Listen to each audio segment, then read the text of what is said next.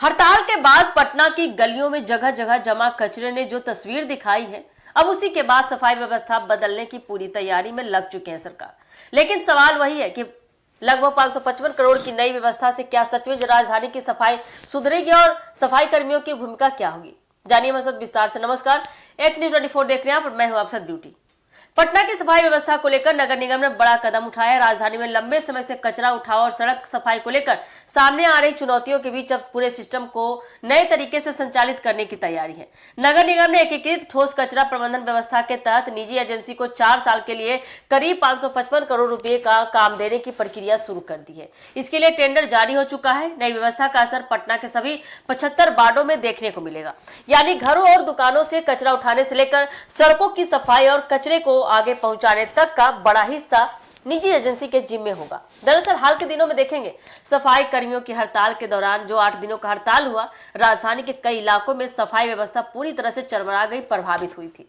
कई जगह कचरे के ढेर पड़ गए नजर आए और नियमित कचरा उठाव बाधित होने से लोगों को काफी परेशानी का सामना भी करना पड़ा। हड़ताल खत्म होने के बाद सफाई व्यवस्था धीरे धीरे पटरी पर लौटी, लेकिन इस पूरे घटनाक्रम ने नगर निगम के सामने मौजूदा व्यवस्था की कई कमजोरियां भी उजागर कर दी।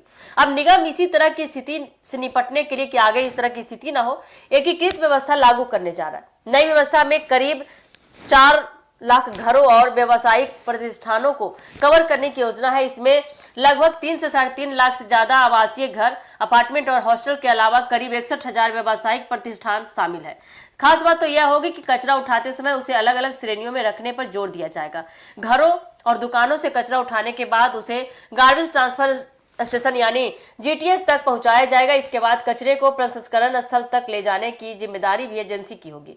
आगे इसे रामचक बैरिया स्थित डंपिंग यार्ड तक पहुंचाया जाएगा, जहां भविष्य में वेस्ट टू एनर्जी प्लांट बनाने की योजना है। सिर्फ कचरा उठाव ही नहीं, बल्कि सड़क सफाई का जिम्मा भी निजी एजेंसी को दिया जाएगा। पटना को 6 अंचलों में बांटकर सफाई व्यवस्था संचालित करने की योजना है। रात में रोड स्वीपिंग के साथ ई रिक्शा, हाथ ठेला, ट्रैक्टर और दूसरे जरूरी संसाधनों की व्यवस्था भी एजेंसी करेगी।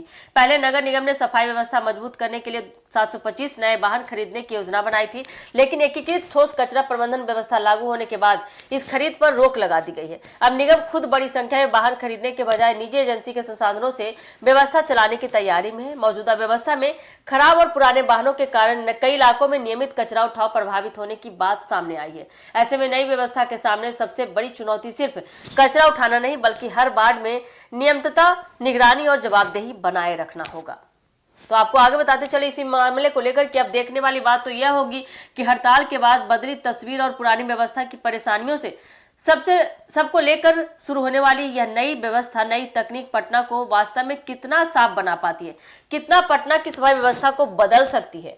क्या इसके बाद ये नियम लागू होने के बाद पटना में सफाई व्यवस्था पूरी तरह से ठीक हो जाएगी? क्या जगह जगह कचरा जमा नहीं होगा? ये देखना काफी दिलचस्प होने वाला आने वाले समय में कि देखिए सरकार का जो प्राइवेट एजेंसी को काम मिलने वाला है, कितना अच्छे से काम करती है जमीनी स्तर पर, देखना काफी दिलचस्प होने वाला है। तो क्या कुछ खबर निकल कर आती है आने वाले समय में देखने के लिए आप बने रहिए हमारे एक न्यूज़ 24।